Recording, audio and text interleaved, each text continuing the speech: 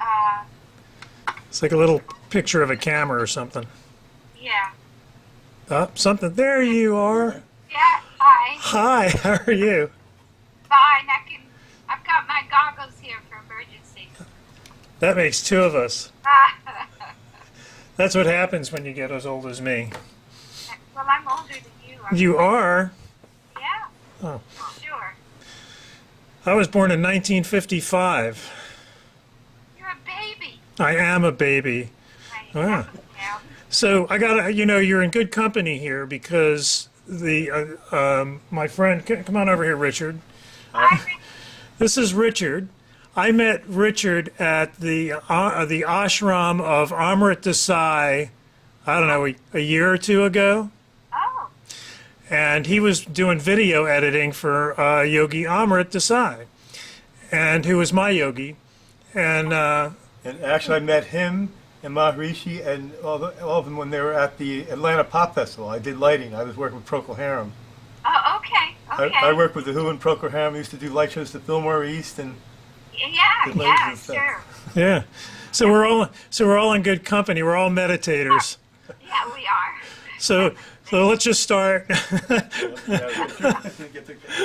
So and then you're coming to Jacksonville in May 13th, right? Yes. To be at Hemming Park to talk Right. about the book, and you've communicated, I guess, a lot with Christy. Yeah, well, not a whole lot, but Yeah. some, yeah. So she also studied under Amrit Desai. Oh, she did. She She did say that, or maybe I missed it. She did, and so we all practice some form of meditation. I practice, and I'm certified in Amrit yoga methods, yoga nidra, like a sleep-based. Yes, yeah, I know. Right. Okay. Yeah. So I'm preaching to the choir here, right? Yeah, Yeah. I mean, meditation is a sort of broad term nowadays. Yeah, so sure. You can have yoga nidra, which is not the same as TM. yogic meditation. Mhm. Well, TM is really yoga meditation, Mm-hmm. just sort of streamlined a little bit, but Mhm. made simple so everybody can do it. Mm-hmm. But it's about, it's a little different than yoga nidra. Mhm. We also have yoga nidra, but so they're different. Yeah. I meditate. It's the same cause. It's still the Sure. same good Sure. I get my meditation in when I swim. Yeah, that's a kind of meditation. It is kind of. Yeah, I mean, I'm kind of picky on it because. I know you are. That's why I'm teasing you a little bit. Oh, all right. Yeah, and it's just really cool for me because there's just so many cool things about the book. I didn't get a chance to read every word, but I read as much as I possibly could in the last few days. So I that mean, I want to say you guys at Jacksonville are way ahead of the curve. I mean, as soon as my book came out, I got, communication from someone who knew Christy, who knew everybody. Mhm. And then Christy called and way ahead of people hearing about it, really. Mhm. I mean, it shows you're tapped into the right things from my perspective. Well, arts and can you tilt your camera just a little bit down, just a little bit? There we go. Yeah, the arts and culture in Jacksonville. It's a young city because the city burned down in the turn of the century.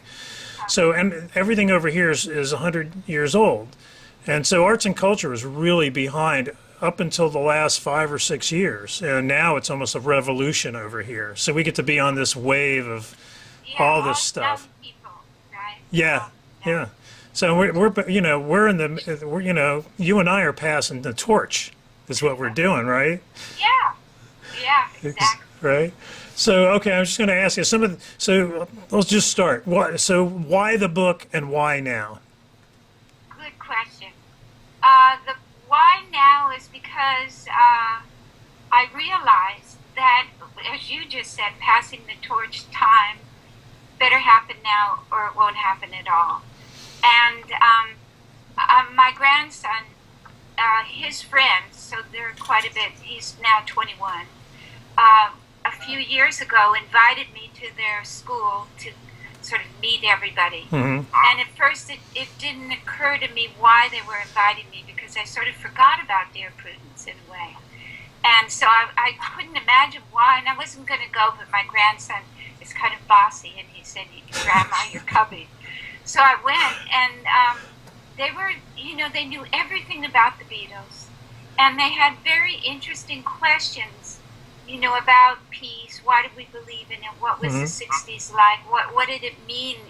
Where were we coming from that we had that perspective? And so after talking to them, it made me realize that you were a little young, but even though you think of yourself as old, what we were doing was for the first time, bringing the East, the vision of the East into the West in mass, because there was a critical, you could say, a critical mass in that generation, my generation, that sort of turned inward, because we felt the answers outside were not going to do the trick anymore, and we needed to look elsewhere. And so that revolution sort of carried through, but we thought it would happen overnight. I mean, I thought, we're going to change the world immediately, and it didn't happen that way, but it has carried through. And maybe I got a little demoralized, because I thought we really were going to make a difference while I was alive in a major way.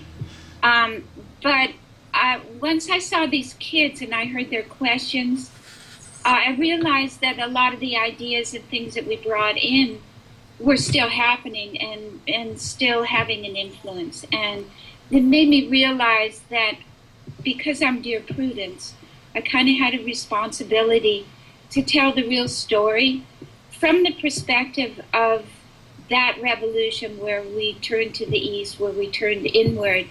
Because a lot of people, talk about the 60s in terms of the Vietnam War, in terms of the music, but not so much in terms of that revolution that really was pretty important, where people started, trying to be more conscious, more green, eat organic, you are what you eat, all of those things, which have really affected our culture and these young people. So it just, woke me up. To this day. To this day. And perhaps they'll carry, as you said, the mantle on past us. And so that was the purpose of the book, was to, sort of address that. I realized they were listening to us, whereas my children, not my grandchildren, really weren't very interested. But that generation they were listening to us. They were listening to the Beatles, which was our voice. It was a collective voice, and that's why it was so powerful. And they were part of what we were all going through. I remember reading in your book, you said, I asked George why he thought this was happening, and he said it was the heralding of a new time, that we were just at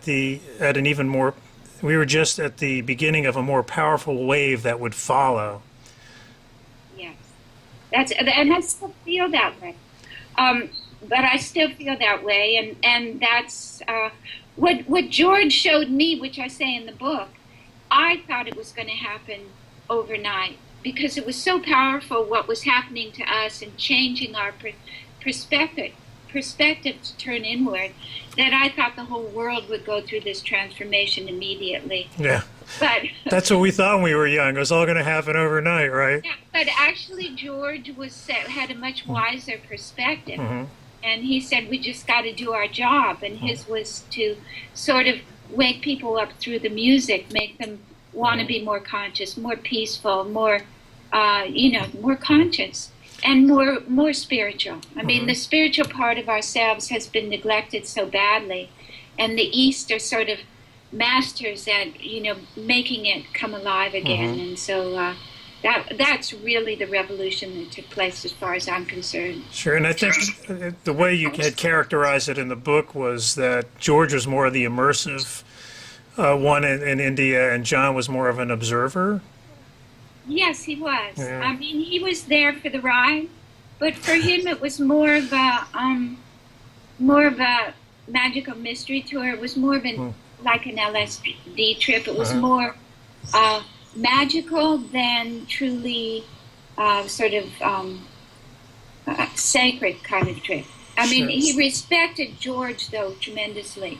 So he knew there was something there, but for him it was more sort of magical and far out. So was Dear Prudence a Lennon song or a Harrison song, or was it a collaborative? I thought it was collaborative because they were, I met them together and we spent time together, Yeah. But from what I've heard, and it wasn't, I don't know, John wrote it, but George was the one who told me about it. But when he told me about it, he said, I thought he said John and I wrote this song. But according to all the, records, it's John's writing, but probably George was in there. So there's this part of the book I really liked. And I'm going to rewind back to the Hollywood days, right? It says, when you were with Maharishi in India and you yelled at him, "What kind of guru are you? Why don't you just go to Hollywood where you can meet lots of stars and ask them these questions yourself?" Because he was asking you questions about Mia, right? Right. So where did that reaction come from? Well, I mean, you have to realize, being raised in Hollywood, it's such a self-conscious community, not in the capital S sense, not in the deepest sense, but in the more superficial sense. And everything's about how you look and what kind of fame you have and how people respect you, all of that kind of thing. And so having a mother that was very much into that, and perhaps my father and the world I was in, those kind of values did creep in, even though I consciously made an effort to throw them out.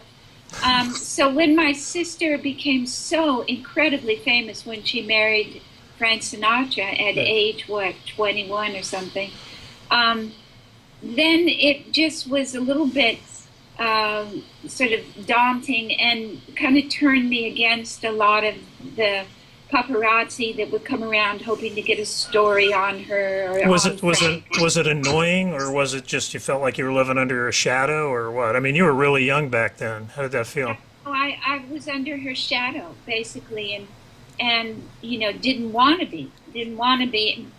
But those values were not only prevalent in the culture I grew up in, which was Hollywood, but also in the culture we're in. America. What's the American dream? It's basically to be a movie star. Be famous, be beautiful, have all the money in the world, and all of that kind of stuff. And a lot of us know it's not the real answer, but it still seeps in because we all look at each other that way. But in Hollywood, it's just rampant.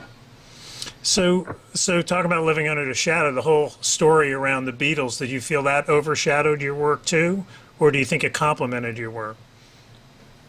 What I was doing at that time? Yeah, your work in TM.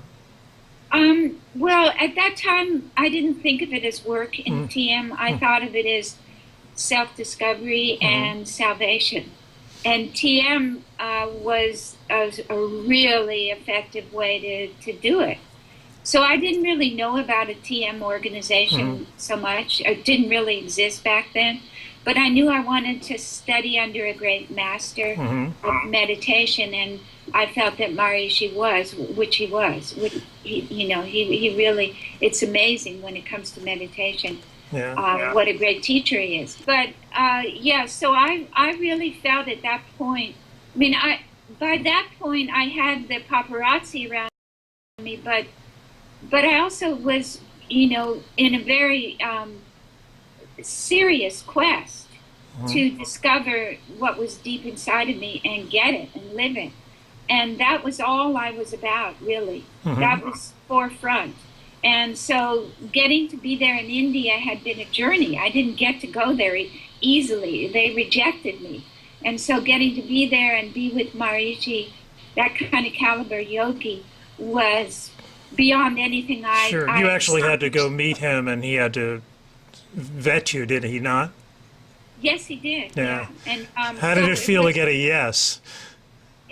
Do you remember that? I got a yes, thank God. I don't know what I would have done if I hadn't gotten the yes. Your life would have been totally different, wouldn't it? It would have been, yeah. It would have been.